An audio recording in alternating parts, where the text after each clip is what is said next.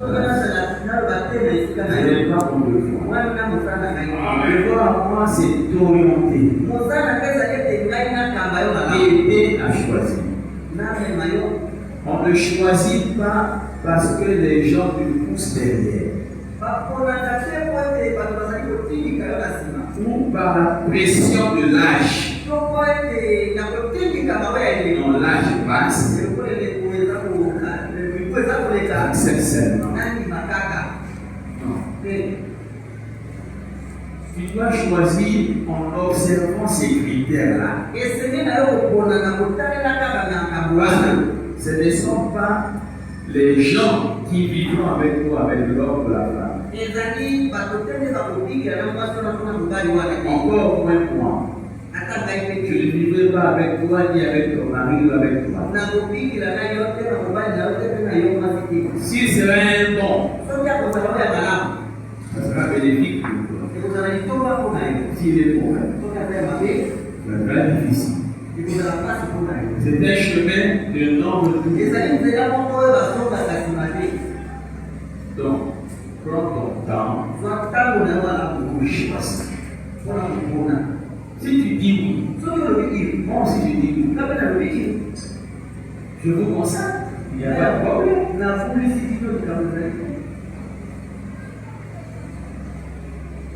J'en ai vu des gens vous aider. Ah, pasteur, oh, j'ai le frère. D'accord? On va vous bénir. Quand on les bénit, je vois maintenant le visage de la sœur. Parce que je suis un père. Je vois le visage. Vous voyez que la sœur a perdu la joie. Je comprends. Elle n'est pas heureuse. Même si elle ne le dit pas, mais je sais qu'elle n'est pas heureuse. Mais qu'est-ce qu'on peut faire? Je vois le frère qui était zélé. Ah, pasteur. Ah, aujourd'hui les frères aiment une phrase là. Ah, pasteur, sans elle, je ne peux pas dire. C'est bien. Allons de l'avant. Et devant, j'observe le frère. Je comprends qu'il n'est pas heureux. Même s'il ne le dit pas, je sais qu'il n'est pas heureux.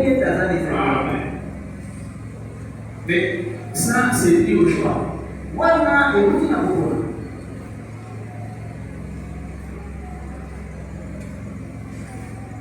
C'est pourquoi il faut regarder au caractère.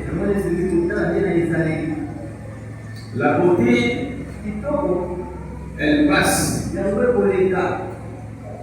peux voir un jeune garçon qui est beau, mais en grandissant, la beauté se flétrit. Tout comme une femme. Elle est jeune, elle est belle, mais en grandissant, en mettant au monde, sa beauté peut flétrir.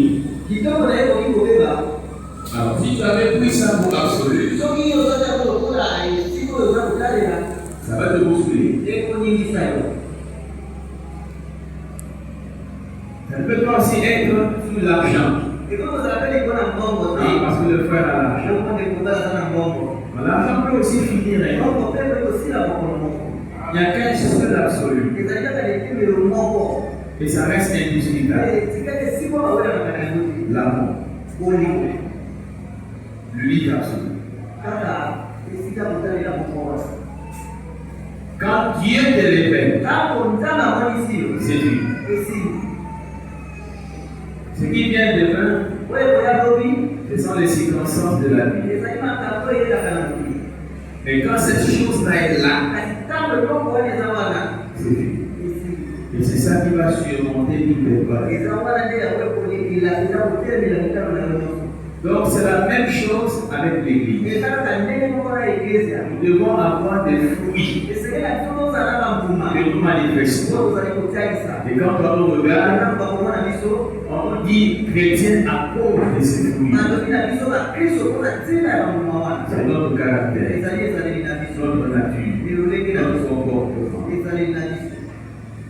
Voilà ce qui fait l'église. Et nous allons commencer aussi à parler sur comment devenir membre d'une église locale. Nous allons dire que pour devenir membre d'une église locale, il faut premièrement se faire baptiser. Pas flotter, mais se faire baptiser. Le baptême de l'Esprit de Dieu nous introduit dans le corps de Jésus-Christ. Mais nous avons vu que le baptême plutôt nous introduit dans la communion du baptême. Ça nous permet d'être dans une assemblée locale. Donc, il y a le baptême d'eau. Et ensuite, la personne doit avoir un seul endroit qu'il appelle son église. Et enfin, nous avons expliqué aussi en disant, vous pouvez être ici dans le pays, ou vous pouvez vous retrouver ailleurs, ou vous allez quitter votre pays. Alors, vous devez aussi faire le choix d'une église. Ne pas être ballotté, aller là-bas et ainsi de suite. Mais avoir une église. Tu appelles cela ton église.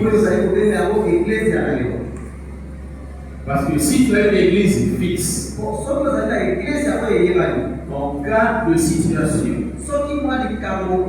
la Bible dit, le frère Abraham dit que l'église prend soin des siens. Alors, cas de maladie, l'église peut assister. Ou n'importe quel problème de décès, je ne sais pas, peu importe, l'église peut assister. Mais si tu n'as pas d'église, il n'est pas fixe, comment l'église va t'assister? C'est pourquoi le frère Abraham dit que chaque personne doit avoir une église. Alors, un visiteur peut être parmi nous. Quelqu'un qui vient d'une autre ville, qui est en train de chercher une église. Le prophète nous a donné la démarche comment chercher, choisir une église.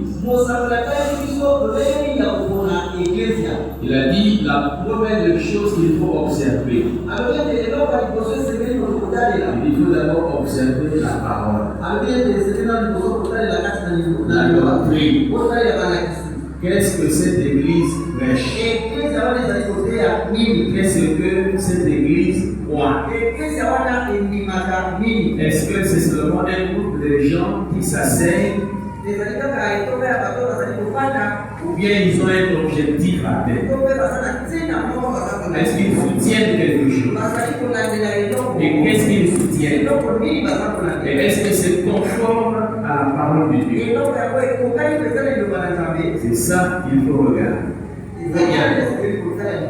Alors, je vais relire cette citation. Je suis dans la foi, c'est notre victoire. Les paragraphes 28, 29 et 37. Ça, c'est pour ceux qui choisissent une église. C'est important pour vous aussi. Même pour vous qui avez déjà d'être membre ici. Pour suivre, c'est important. Dans 2 matins, tu peux te retrouver à Kinshasa. Tu peux te retrouver au Gabon. Tu peux te retrouver aux États-Unis. Pour t'installer. Mais il faut savoir maintenant qu'est-ce qu'il faut faire. Alors suivez. Je lis. Lorsque vous vous joignez à une église, vous devez premièrement savoir, chercher à savoir ce qu'ils soutiennent. Est-ce tout simplement un lieu où les gens se rassemblent pour fraterniser? Ou est-ce un lieu où on prêche la parole de Dieu vivant? Et où on soutient chaque principe pour lequel Jésus est mort? Vous devez faire cela. Ne flottez pas simplement en suivant le courant. Nous devons avoir un but pour quelque chose. Or, il n'en était pas ainsi autrefois ou en ce jour. En effet, quand un homme venait à Dieu, il avait un but en faisant cela.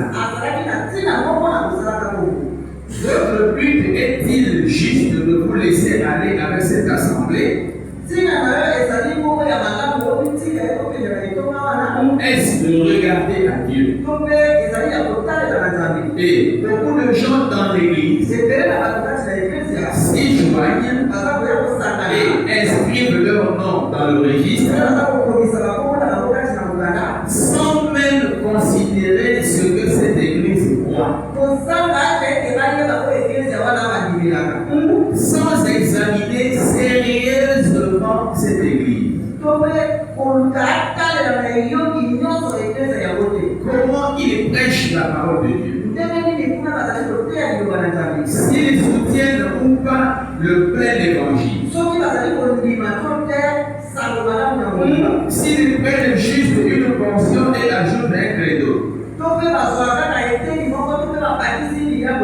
Flottant, se laissant aller et sans jamais pouvoir réaliser quelque chose. Donc, premièrement, pour choisir une église, vous pouvez être un visiteur. Il faut observer qu'est-ce que cette église la prêche. Là où tu es assis, assise, pose-toi la question. Qu'est-ce qu'il prêche? Est-ce qu'il prêche la parole? Est-ce qu'il soutient l'évangile?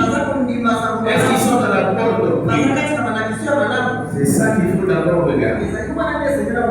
Et deuxièmement, il faut regarder le comportement des fidèles de cette église et du pasteur lui-même.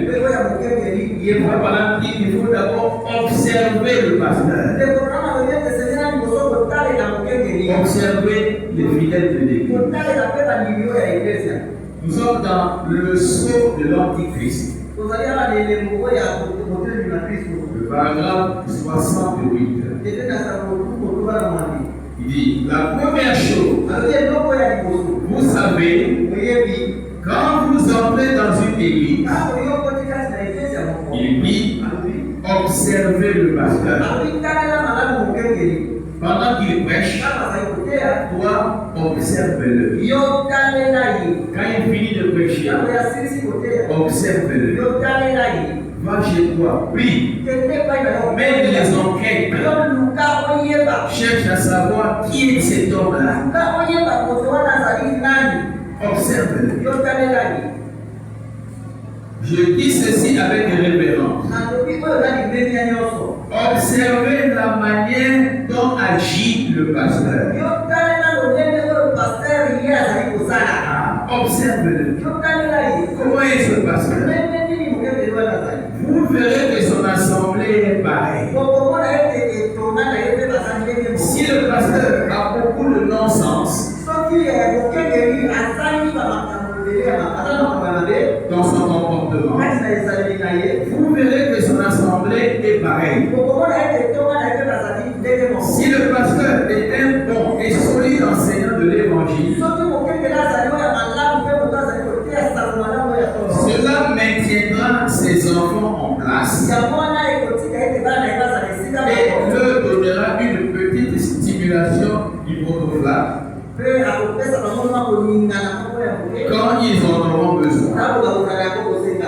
apportent l'évangile, là, je leur donne une bonne fessée avec cela.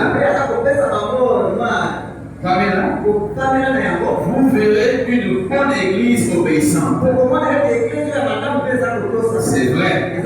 Un endroit où les gens peuvent venir et apprécier l'évangile. S'il est un bon prédicateur, il restera avec la parole.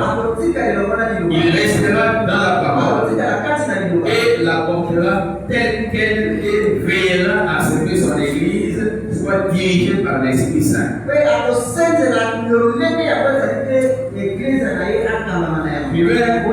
S'il est un bon prédicateur, il restera avec la parole. Il restera dans la parole et la portera telle qu'elle et veillera à ce que son église soit dirigée par le Saint-Esprit et ne tombe pas dans des ismes.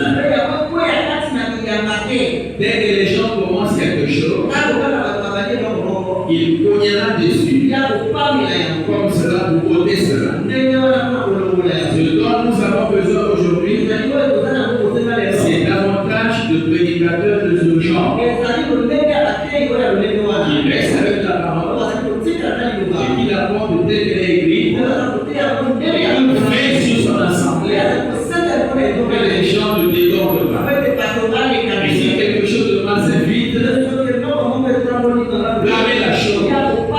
Vous prenez cette chose auprès des gens. Il dit voilà le genre de prédicateur que nous voulons. Pas quelqu'un qui est laissé aller, qui ferme les yeux sur le mal, mais quelqu'un qui est capable d'aimer et de dire non. La chose ne doit pas faire. Dans le choix d'une épouse, au paragraphe 54 et 41, il dit, mais si vous allez dans une église et si vous observez le comportement de cette église, il dit, observez simplement le pasteur pendant un moment. Et vous trouverez que généralement l'église se comporte comme le pasteur. Parfois je me demande si nous ne recevons tout simplement pas l'esprit les uns des autres au lieu du Saint-Esprit.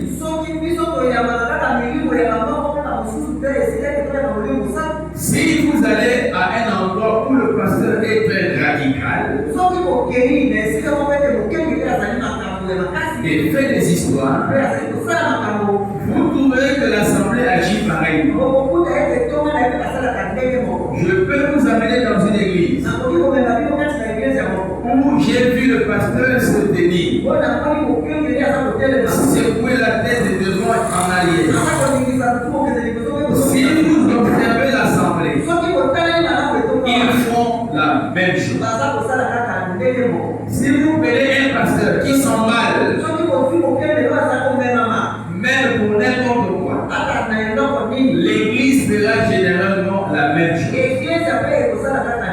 Donc si je devais choisir une église, je la choisirais authentique, fondamentaliste, une église biblique et pleine d'évangile. Si je devais choisir une pour y amener ma famille, une église qui est assise dans les églises, une église authentique, et c'est là où je pourrais amener ma famille. Premièrement, observer la parole, la qualité de la parole, qu'est-ce qui est prêché, pour observer à cela, regarder la doctrine, et ensuite regarder le comportement du pasteur et des gens.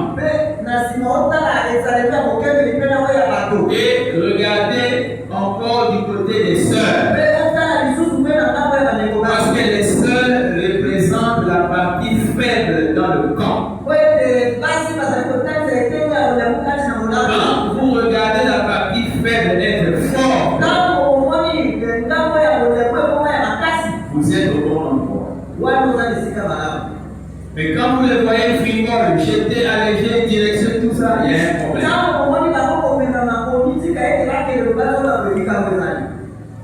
Ici, dans notre église, on parlait une fois avec quelqu'un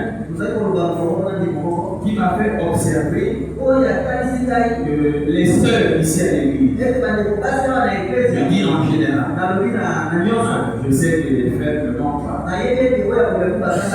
en général, cette personne m'a fait observer qu'ici à l'église en général, les sœurs sont devenues matures, affermies.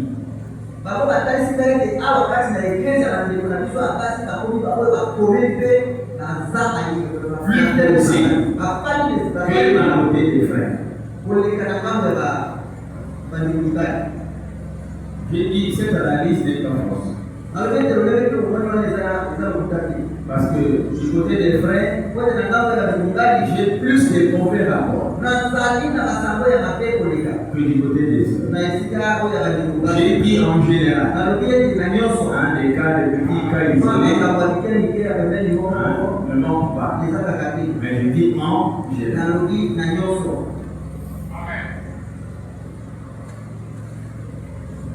Il faut observer les sœurs, leur habillement, leur comportement, parce qu'elles sont la plus faible. Et quand vous les voyez, c'est bon. Parce que dans nos églises, les gens aussi difficiles à contenir, ce sont les femmes. Et quand vous voyez les femmes arriver à commencer à obéir, à se soumettre à la parole, les hommes le font parfois, mais pas hypocrisie. Mais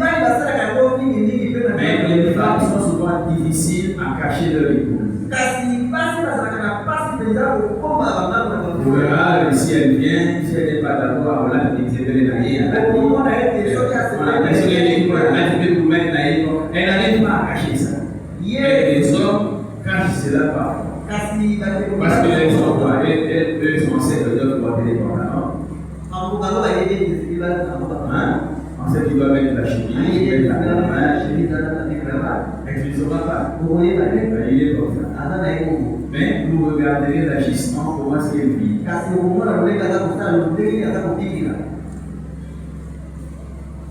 Mais les sœurs, c'est difficile de cacher.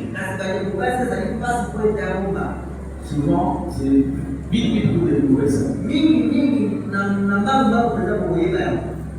Ainsi, mes frères et sœurs, lorsque tu choisis une église, un jour tu peux te retrouver aux États-Unis, mais tu ne sais pas comment faire.